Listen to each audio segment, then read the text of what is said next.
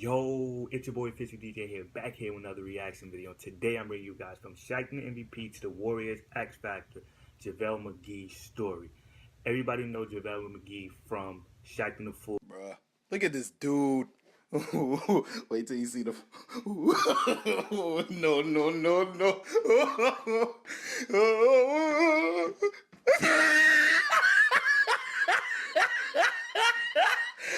Look at the top of his head. How you always do dumb shit every game. But now, the Warriors signed him last year, and he was a very solid backup center for the Warriors, you feel me? He was very underrated. People thought he wasn't going to be a champion or even play like he did this season. So I always say that JaVale McGee was a solid center, a solid NBA player. He just needed a right team, the right fit, to play well, and he actually did this season.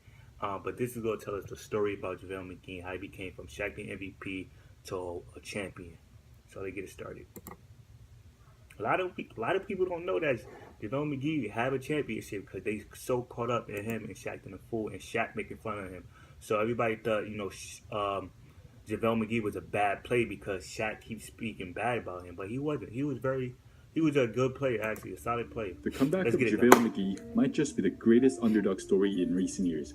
If you've been watching the NBA for a while now, you're probably familiar with JaVale McGee as the victim on the receiving end of Shaqtin A Fool for many years, unwantedly being featured as a byproduct of tons of ridiculous mistakes, like running back on defense after an offensive rebound, blocking shots that were an obvious goaltend, and dribbling the ball down the court like a guard, and eventually leading to what Shaq calls it as Number 2, JaVale McGee, aka Tragic Bronson. Shaqtin A Fool became a fan favorite every season, and JaVale McGee was the unwilling superstar. It was a description that he couldn't simply shake off, and his career would drastically take a hit from it. Every time he stepped on the floor, fans would expect him to make stupid mistakes, and just having the stigma definitely took a toll in JaVale's career as teams were blinded by his stereotype and forgot about what he can truly bring to the table. Before the come about of Shaqtin A Fool, JaVale was actually a decent player and was regarded as one of the premier shot blockers in the game.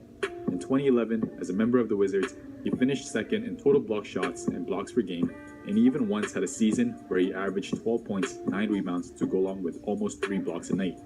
Yes, he has made some stupid plays over the span of his career that we really don't have an explanation to. But if he put... Yeah, JaVale McGee made some dumb plays, but he also, like I said, a very decent NBA player. Just like he said, he averaged, 12 points, 9 rebounds, almost 3 blocks per game. He was a shot blocker. Nobody knows that because of Shaq and the ridiculous that show Shaqtin A Fool, and everybody think every time JaVale McGee step on the floor, he's gonna make some dumb plays or something stupid is gonna happen. You feel me? Put those moments behind in the past. His season with the Warriors reminded us of his true potential as the 29-year-old hits his prime. JaVale turned out to be a huge energy guy off the bench who can rebound the ball, run the floor, finish at the rim, and block shots. One of those players that GMs adore, kind of like Kenneth Faried. Nobody expected JaVale to have such huge success, not even the Warriors. But the gamble of the 29-year-old would turn out to be a huge payoff. With the arrival of Kevin Durant, the Warriors had to depart ways with their defensive-minded centers in Bogut, Ezeli, and Speights. And as a last-minute invitation to a training camp, entered the league's most infamous 7-foot, 270-pound with an 8-foot wingspan, who only played in 62 games in the last 4 seasons due to plaguing leg injuries. Looking back, JaVale McGee would have a great season.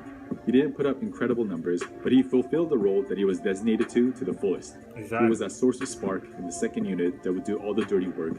With his great athleticism, he would easily outrun his man, be on the receiving end of the blob, and with his length and jumping ability, he was the exact inside presence that would alter the opponent's shots, and just a big body to clog the lane. He was another solid player off the bench that gave the abundant Warriors even more identity to their game. His impact would be even more felt during the playoff run, for example, Game 2 against the Portland Trail Blazers. If you guys recall, this was the game without Kevin Durant. McGee would go on to see 13 minutes of action, but would go a perfect 7-for-7 from the field, finishing the game with 15 points to go along with 5 rebounds and 4 blocks, posting a plus 19 mark, and ultimately securing a Game 2 victory. Even during the NBA Finals, he would come up big with those crucial momentum plays, whether it be a thunderous facial dunk or a game-changing block. that had fans wondering, is this really the same JaVale McGee? He would finish the 2017 playoff run with averages of 6 points, 3 rebounds, and a block in 10 minutes of action, but he left his mark by shooting an incredible 73% from the field. If you're a stats guy, here's some more for you. During the regular season, he led the league in plus-minus per possessions, as Warriors would edge their opponents by average of 19.2 points in 100 possession with JaVale on the floor. Here you go, JaVale. He shot a career high in shooting percentage of 64%, and he was one of just 14 players, alongside with superstars like Harden, Kawhi, KD, Steph, and LeBron, to have a combined 60% or higher true Let's shooting go, percentage JaVale. with a 20-plus usage rate. Whether you like JaVale or not, we need to respect that he is an NBA champion now. And the 2017 season has truly revitalized his career and put his name back on the map.